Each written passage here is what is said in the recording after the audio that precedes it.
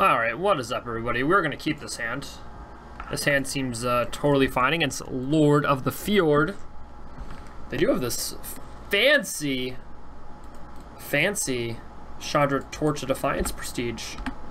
Well, that probably means we're mad dead. Alright, we're going to see what we can do here. Our opponent is going to play a Gusty Dubs. Interesting. I might just slap an Unquenchable Thirst on that here. That seems fine, actually. Just slap it on.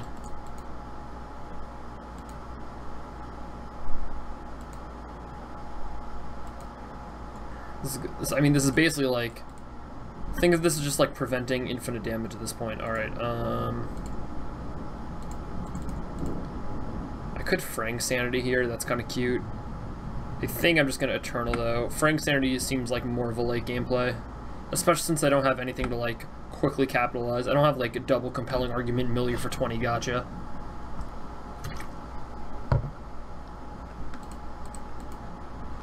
Alright, my plan's just to take one here.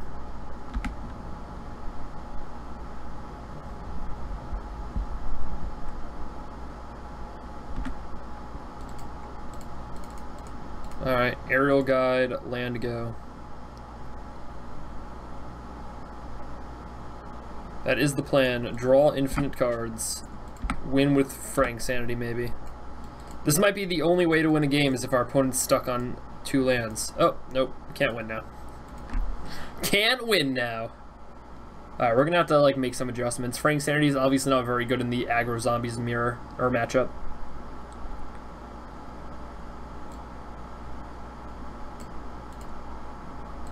Alright, we'll just block here and take 2.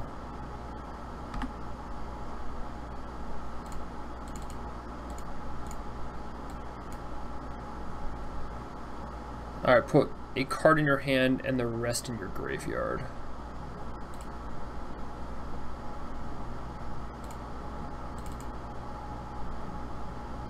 Alright, I'll put an Aerial God on the battlefield here. That's totally fine for me. That means that we have the ability to draw a card next turn, which is kind of sweet. We could also play this Proven Combatant next turn if we draw a land, but I didn't think it was worth, like... So we could have taken the land, played the Baleful Element, played a 4/4. That was an out. Or that was a line, I should say, not an out. But we have the Baleful Element to put counters on Aerial Guide, so I'm not too worried about it. I'm just going to block here as per usual. Take 2.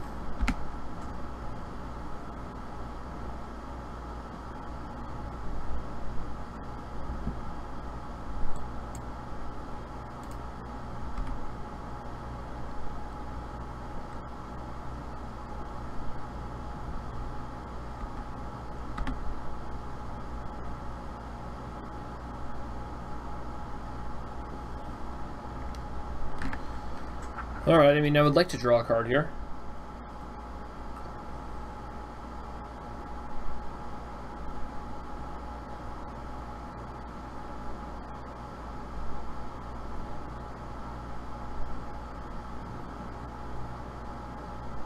I think I attack here, like, the reason being... Yeah, I think I attack here.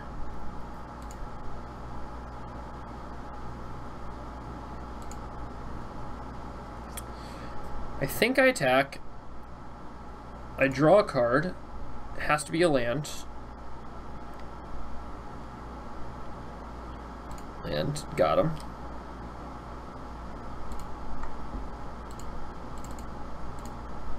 Baleful Element. Counter.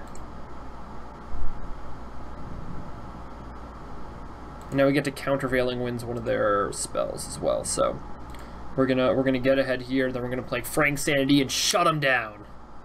Just kidding, we're probably gonna Proven Combatant, but you know, Frank Sanity sounds way cooler.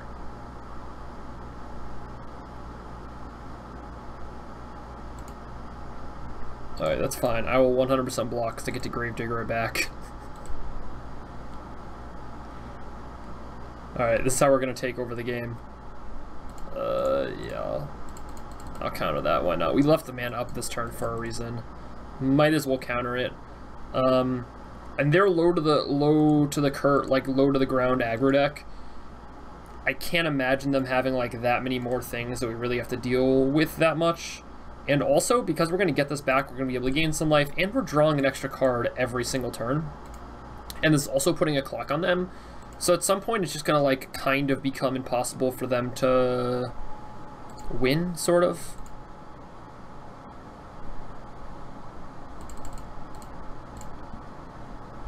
Like, at some point, we're just, like, drawing 2 cards a turn, Gravedigger back our Baleful Omits, having putting proven combatants in the graveyard. I don't know, it becomes tough for your opponent to win at some point. Alright, we're gonna put a counter on Aerial Guide here.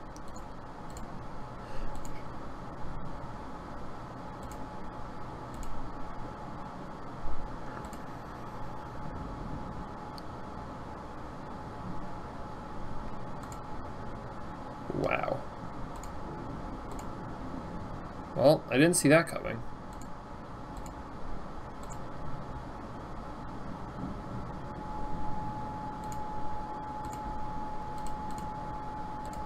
That's pretty good. Alright, let's see if we can draw a card.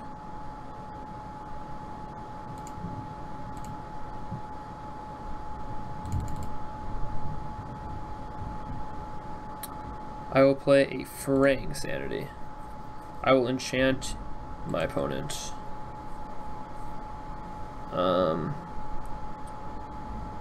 I will then play an Ipnu Rivulet.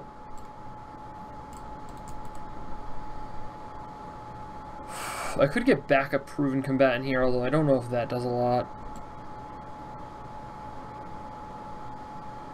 I could also mill them for 16. I'll play this Proven Combatant. And then, because I don't have the extra mountain for Ifnir Dreadlands, I'll just consider milling them for 16 as my way to win. Because I might not be able to win any other way. I may, like, have to draw Winds of Rebuke or whatever and just mill them.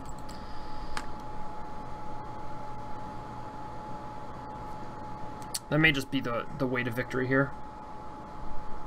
Lifelink, okay, so that's going to pose some issues in the future. I was thinking about Ifnir Dreadlandsing this, but that's just not possible. Alright,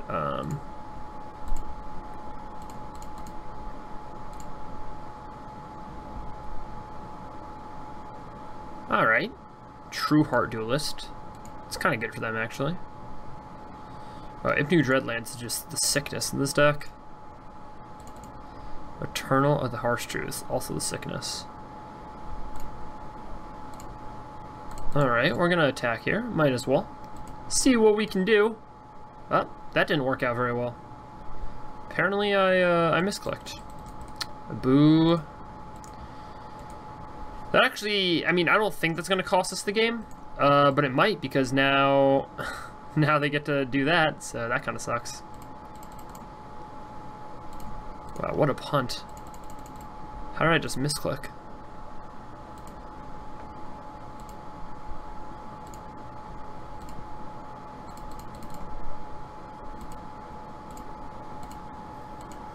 Yeah, they just made another horse there. Wow, that was so bad of me. I can't believe I would ever do something that terrible. I totally thought I had clicked there, and I just didn't. They get to attack with the Indestructible Horse for 5. Yeah, that was a real bad misclick.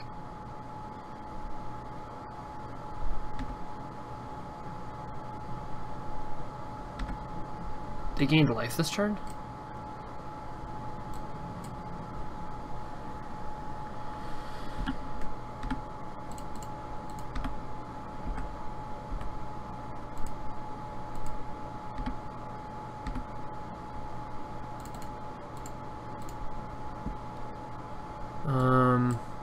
Put a counter on this because we're going to have to kill that at some point.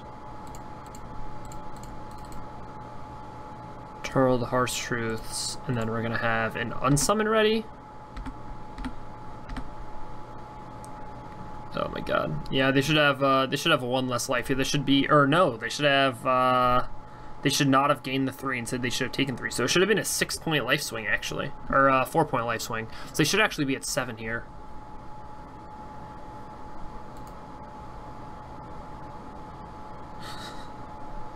Tandem indestructible horses. How cute.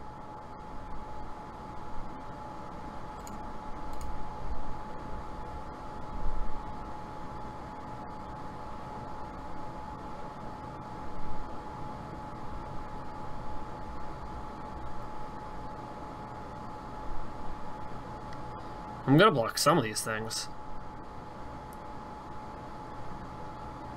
I can win the game if they're not careful. Also, Fraying Sanity can go crazy with this Ibnu Rivulet if they're not careful. Alright, we're gonna bounce.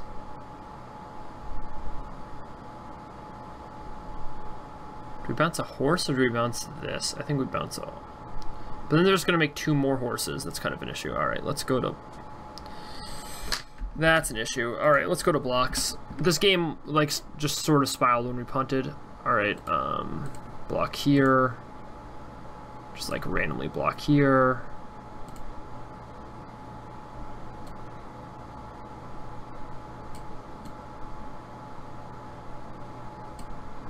Oh, other horses you control have indestructible?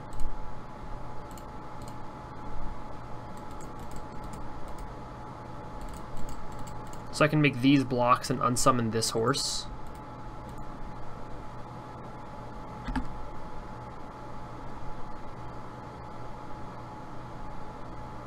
Alright, unsummon this guy.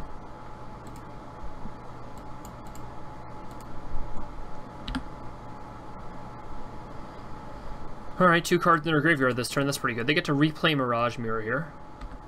Or play another Lifelinker. That's fine.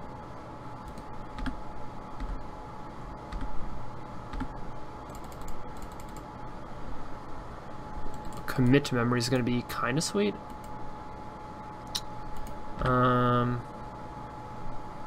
Can I even afford to attack at this point? I don't even know.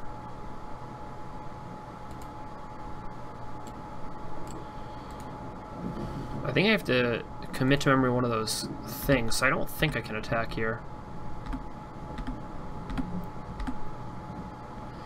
Yeah, I don't think I can attack. I think I have to commit to memory one of the horse tokens.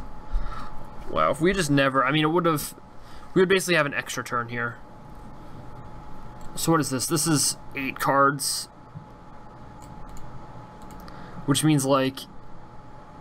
Yeah.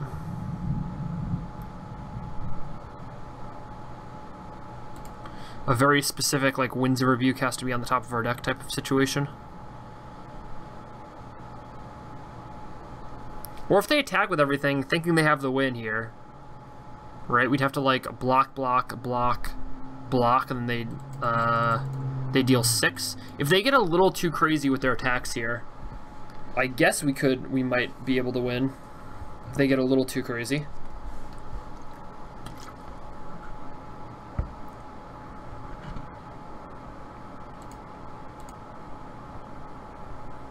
I assume they're just passing, though.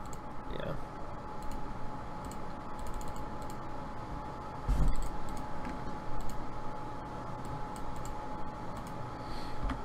We can always Ibnu Rivulet on our turn, so I'm not too worried about it. Alright, his or her hand and graveyard into his or her library and then draw 7 cards. That just sounds super weak for us, but who knows. Alright, keeping this up in case they, like, do something silly in some regard. I mean, we're just up against it here. So, like, what can we do in the sideboard to make this matchup better for us?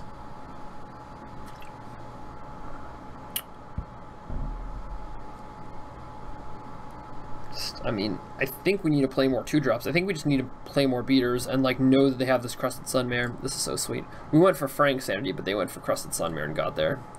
If we draw Winds of Rebuke, we win the game, by the way. And this has been true for, like, 3 turns now. Winds of Rebuke wins the game. Lethal Sting is, like, kind of close, because we get to, like, kill their Wayward Servant, and they mill another card, and then we mill 8. Like, that's kind of close, too.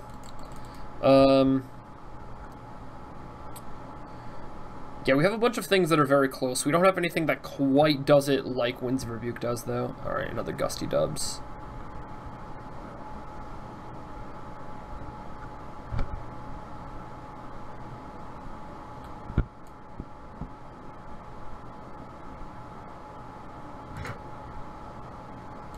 think I just have to take it.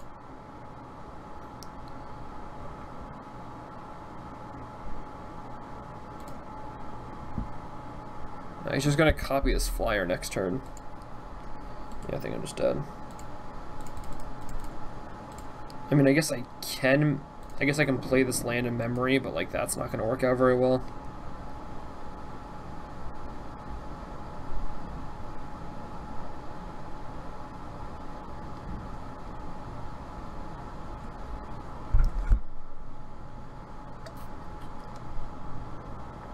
I don't even know what that does.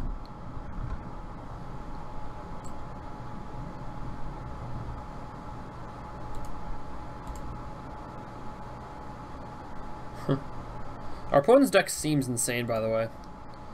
Alright, yeah, we're dead. I mean, we kind of knew we were dead. Alright, so what can we... Our opponent's deck seems insane, and our deck seems mad silly. Alright, what do we have to do here to win the game? We kind of had it going with Aerial Guide, Eternal the Heartstrings. That seems kind of good. I'm going to take out this Frang Sanity. I think it's just way too silly. I just don't think it's good enough here, like, at all. I'm going to add in a Vile Manifestation. I think we need something early to kind of shut down their offense. Winds of Rebuke seemed okay. Countervailing Wind seems way worse on the draw after they know we have it, so I'm going to put in a Horror of the Broken Lands. I'm also going to play a Striped Riverwinder here. Probably over like a Winds of Rebuke or whatever. This seems okay. Alright, let's run it. Since our big things have cycling, I'm okay with 16 lands here as well. This is fine, keep. We didn't see a ton of 1 toughness stuff, but Splendid Agony should still be okay. And, you know, we have an Aerial Guide plus a Baleful Element, so just hitting for 5 with lifelink every turn is going to be pretty good.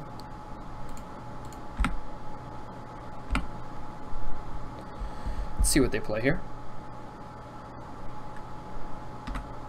You know, Ketra's Avenger, interesting. Alright, I'll play an Aerial Guide. This Splendid Agony might actually come to life, right? If we get to kill an Avenger and something else, that's pretty good.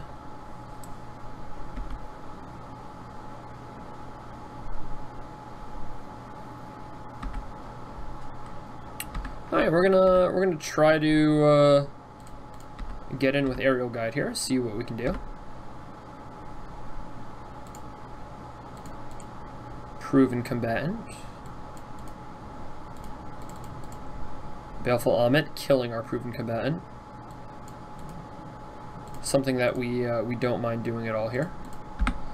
So our opponent just had no turn 3 play, probably because they have ooh, Aven Mind Sensor or something. No, start to finish. Okay, they did.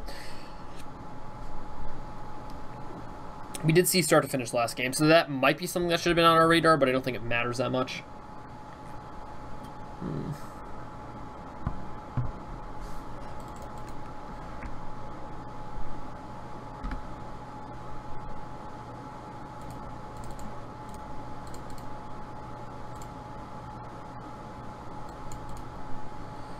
Got him. I'm going to attack here. I'm going to put the Baleful Element in my graveyard next turn because that's like the most important place forward, especially with 2 Gravediggers. Yes, we could trade the Unsummoned for a Warrior, but I don't really know what that does. I guess it prevents them from finishing us on the start to finish end, but I'm not too worried about that either.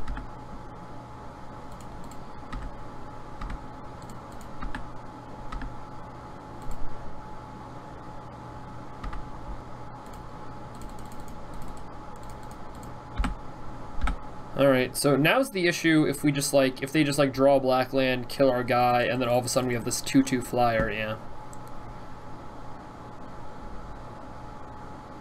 Oh, they went with Aven of Enduring Hope, interesting. Wow, and we just draw Eternal the Heartstrings, that's so sick.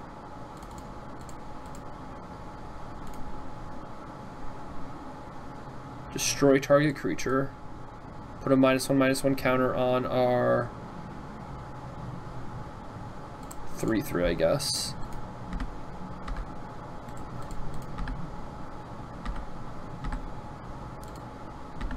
Sufficiently attack and then play Eternal the Heartstrings. The reason I'm not doing anything crazy here is that like if they want to like finish kill our aerial guide or something. Like, if that's their plan, finish, kill our aerial guide. We can still, like, unsummon this, hit for 4, draw a card.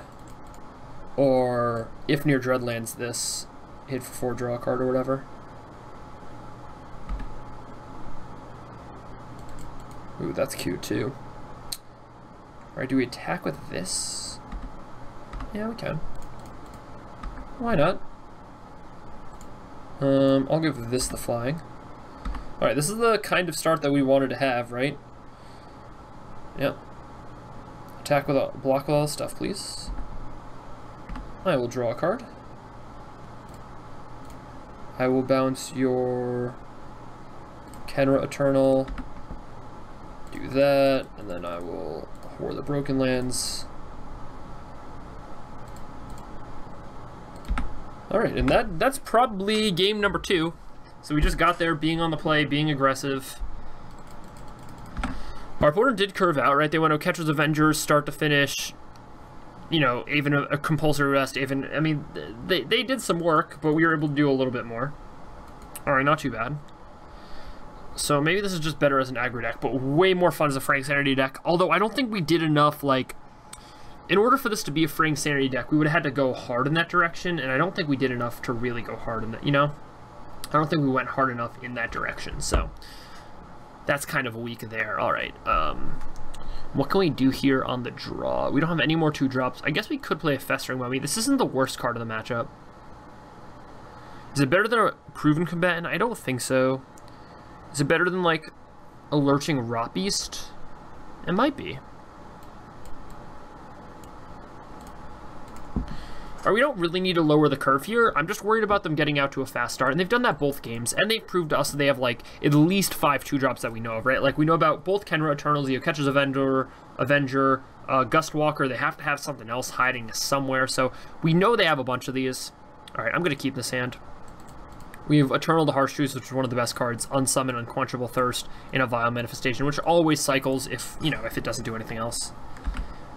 And of course, our opponents on the mulligan, our deck's all about pushing card advantage, so that's what we're going to try to do here.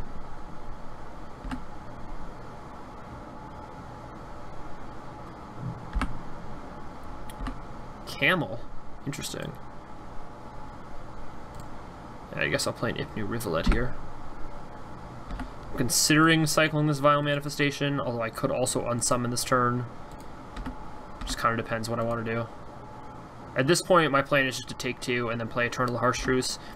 They were on the mold of 6, but that doesn't, like, mean their hand's going to be completely anemic. I think I'm going to unsummon that. I just kind of want to time walk them here.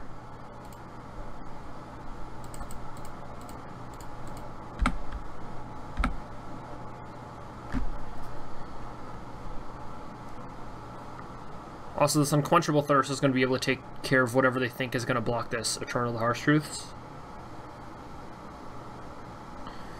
Right, so they're going to play their Unraveling Mummy, I would imagine.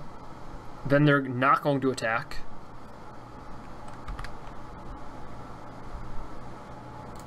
I'm going to Unquenchable Thirst this Unraveling Mummy.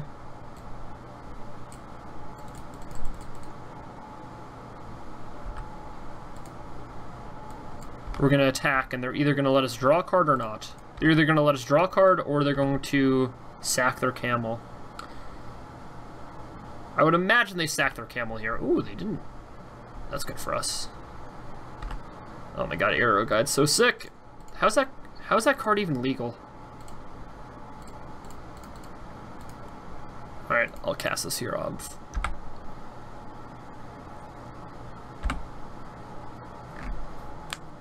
Now, what I will have to say is we have to be careful of them attacking every turn, right? Like, all of a sudden they can have lifelink and a bunch of other stuff. So Unquenchable Thirst probably wasn't the best answer to Unraveling Mummy, but...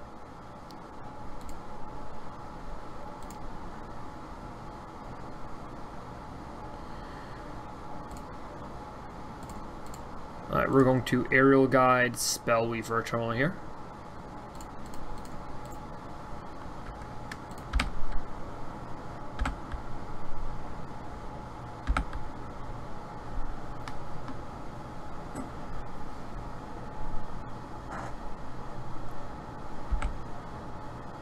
This is kind of intense. Festering Mummy's going to do a good job in this game as well. So I don't hate this Festering Mummy here.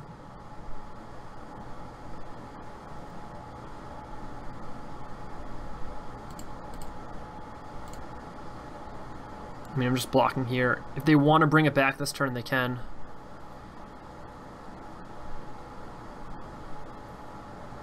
If I draw a swamp and they decide to bring it back, it's pretty sick. Ooh, oh my god, please draw a swamp one time, Sam. Ugh.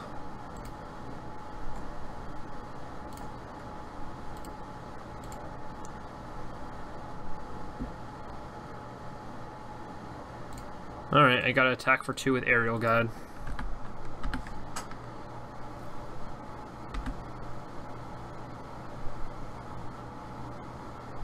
Is it worth, like, just two for 2ing them? Probably not, right? I should wait till they play something bigger. They do only have 2 cards in hand. I don't think this Aerial Guide's gonna get through, but, like, maybe somehow it does? I don't even know. True Heart Duelist. Alright, that kind of sucks. Anything that comes back as a zombie is just, like, no good here. Well, they didn't attack. Interesting. I'm gonna keep this island in hand for this Wretched Camel, I think. I'm just gonna attack for 2.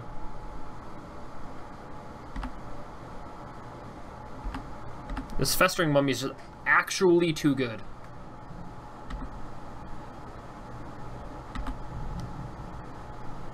Those are only warriors, though, so that's not too big of an issue. I can just block them with the Vial. If we had Eternal the Harsh-Tooth rolling right now, we would just be crushing. But you can't always be crushing. Sometimes you just have to be marginally ahead. And it looks like we're marginally ahead here.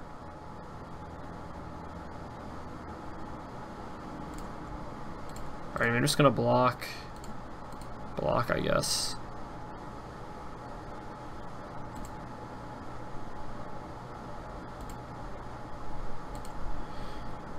I'm not actually afraid of this. I think I actually just killed this camel. Like, this camel's a zombie, which means that this interacts with it.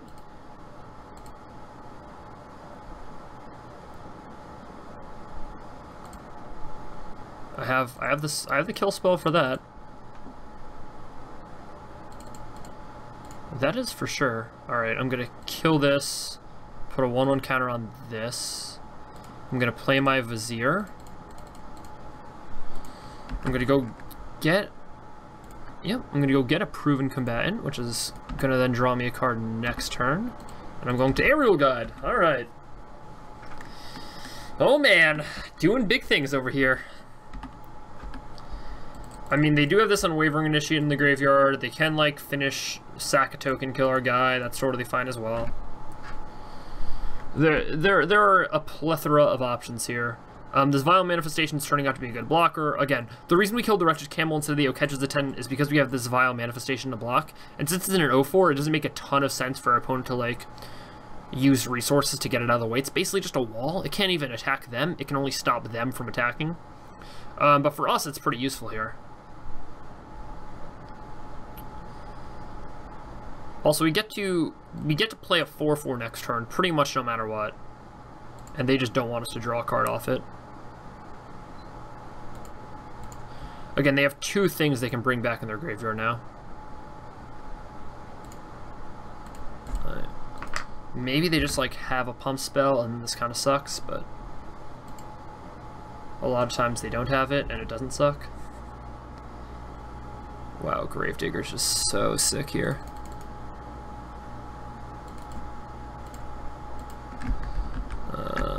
Gravedigger's sick. I'm gonna Proven Combatant, though. Proven Combatant, Aerial Guide. I think this is just the way to go, at least for the time being. Once they make their big play next turn, look, if we draw a land, we get 1, 2, 3, 4, 1, 2, 3, 4. We get to Gravedigger, Vizier, put a Proven Combatant in our graveyard, just go to work. I mean, we basically drawn like 8 cards off that. Unwavering Initiate, yeah. And it's gonna get Lifelink next turn, which kind of sucks, or Death Touch, whichever it needs. Aerial Guide. Alright, so we get the Gravedigger, Vizier, Aerial Guide. That's not the worst.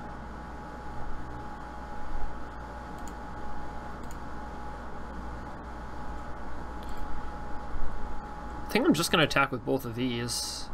Hit for 6, and then be willing to trade with either of the things. Yeah. Alright, this is fine with me.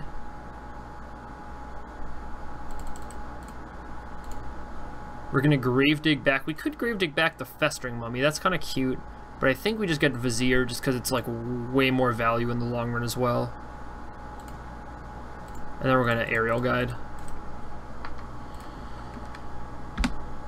And we're just prepared to block next turn. And we're like, we don't have lethal on the board, right? Because they are going to be able to gain life by attacking with their Unraveling Mummy, which is kind of why the Unquenchable Thirst on this was weak. But I either wanted to draw a card there with the Eternal the Harsh Truce that turn, or I wanted them to be like forced to sack the Regid Camel. I was basically making a tempo play in that spot. I think the play is fine, although I'm not super in love with it. So it's 100% possible that like my long-term planning of the game wasn't good enough in that spot in order to like really take advantage. Alright, so they get to either gain life or give Death Touch, but they can't do both here.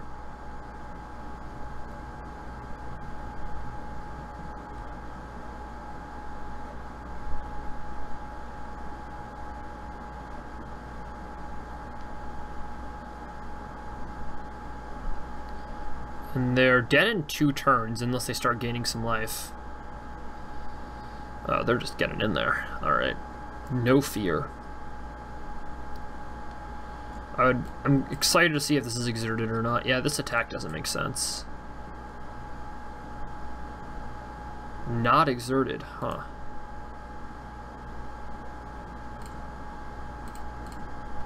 Well, this is the only way I can block that makes sense. The reason being that, like, if this blocks anything else, it just gets Death Touch and then it dies. So, this is the only block that makes sense. It leaves my Vile Manifestation around. It makes it much harder for them to kill me next turn. They're going to gain 3 or go to 11.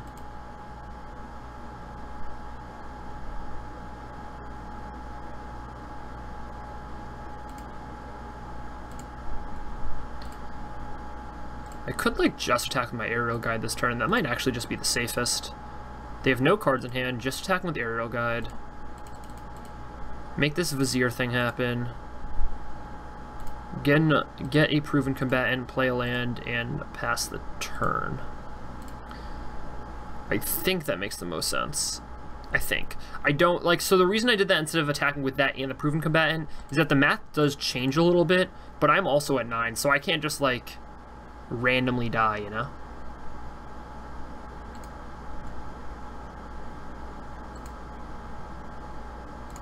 Ooh, they did a tricky thing here. Yeah, I'll block this guy. I'll take 1. They're gonna give lifelink, Death Touch, I'd imagine. So they're gonna gain 3. This can do it as many times as it wants to turn. Yeah, this guy's so good. I don't think he's good enough to be played in Standard, although I haven't tried him yet. They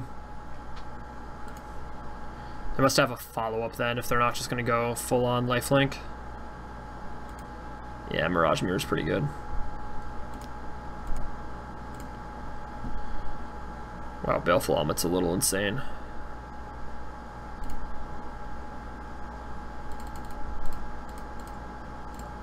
I think I'm just gonna, like, hope to draw a land here. Or, I don't have to draw a land, but be prepared to draw a land, I suppose.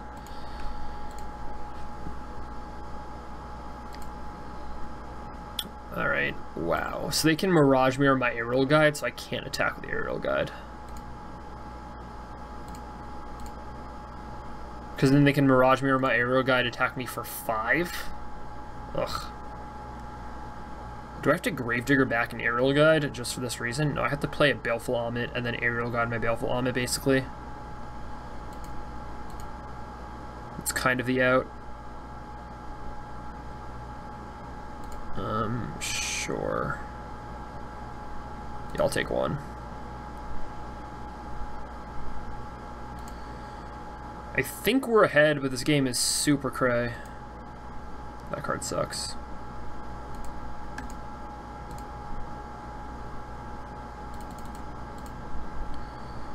Alright, we're gonna, like, Gravedigger. back a Gravedigger.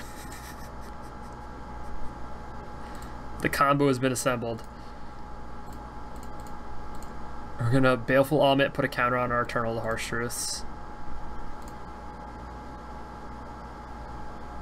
I guess we'll play the land because it doesn't really matter.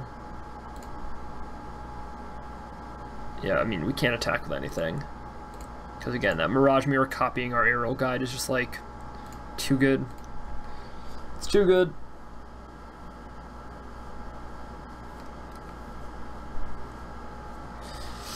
Oh, this game's insane.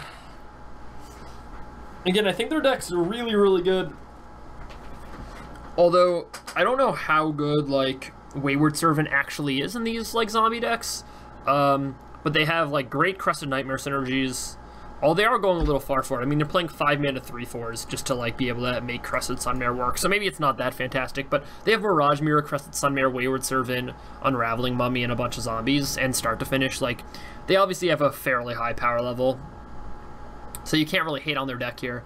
What you can hate on, potentially, is them losing. But I don't really know how that's going to work. Alright, they're going for it here. I wonder what the last card in their deck is. Or in their hand is, I should say. Although they just drew it, so it's not like they've...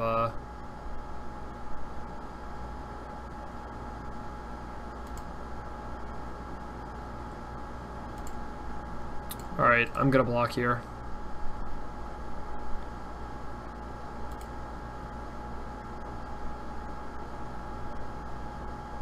I have to get the stupid Mirage Mirror off the table.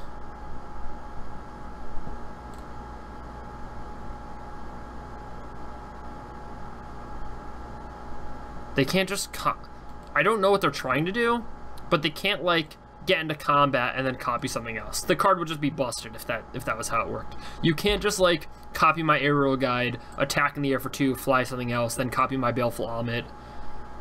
You know, like, that's not how the card works. So I know someone at, like, one of the first pre-releases at my store tried to do that, and I think my opponent let it happen, or not my opponent, but, like, someone I was playing let it happen, or someone that was playing that person, I should say, let it happen, because, like, the card just, like, reads so weird in respect to that. You're like, oh yeah, I can just, like, copy something and then it's that. So I can just copy this Aerial Guide, and then when I want to, I can copy this, and then, like, it reads as though you can do that, but you can't.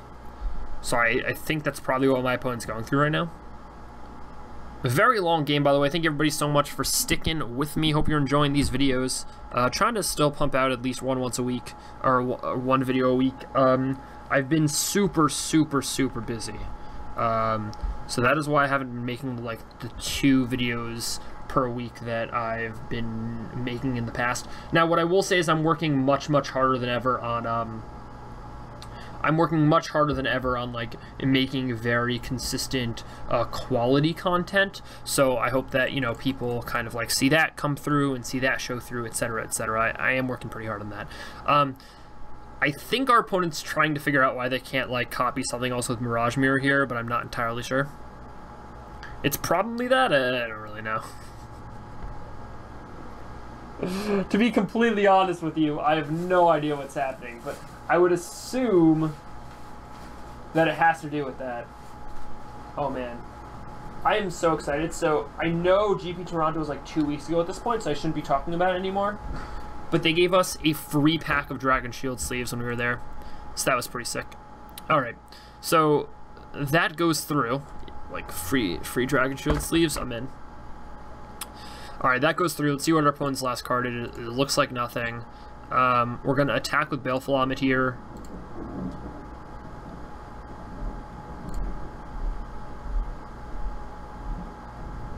And even a 4/4 maybe? I'm okay with that. I'm okay with that. Let's see what we can do.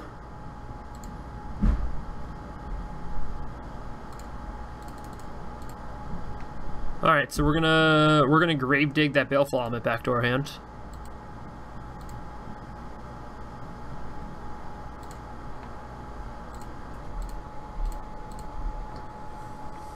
Uh-oh. Grave dig the Baleful Almit, put the Eternal, the Harsh Truths in the graveyard for real. Play this land, why not? And then we're going to pass the turn. So our opponent's going to have 2 cards in hand here. We have a 4-4, a 4-3, 2 Gravediggers, and a Vizier. Our opponent has a 3-4, a 1-1, and a 1-1, so we're going to see what we can do here. I imagine I'm just, like, letting this happen. If you want to gain some life, you can gain some life, man. Like, that's cool. If you want to gain... Yeah, if you want to give him lifelink once, that's fine. Alright, so this gets a little cuter. I think I just attack with these. There's no point in attacking with everything here when our opponent's at 9. If they're at, like, 5, then that would make sense, but 9 doesn't make much sense. I imagine I'm getting, like, a Baleful Amit trade here and, like, a chump of the Proven Combatant. I might not get the chump, though. That's fine. I'm going to play the land. I'm not going to, like, mill them for 4 or mill myself for 4. That doesn't make much sense at this point. If I draw the If Near Dreadlands, then I'm just going to go off with that. Alright. So our opponent's going to attack with Festering on me. I'm going to take 1. Do I have Winds of Rebuke in the deck? No. Do I have Unsummon in the deck? No. I was going to say, like, unsummoning my own Gravedigger to get my Baleful Amit back would be mad cute. But that's, like, super next level. Alright, attack with everything. Get in there. This is lethal, by the way, so they have to block something.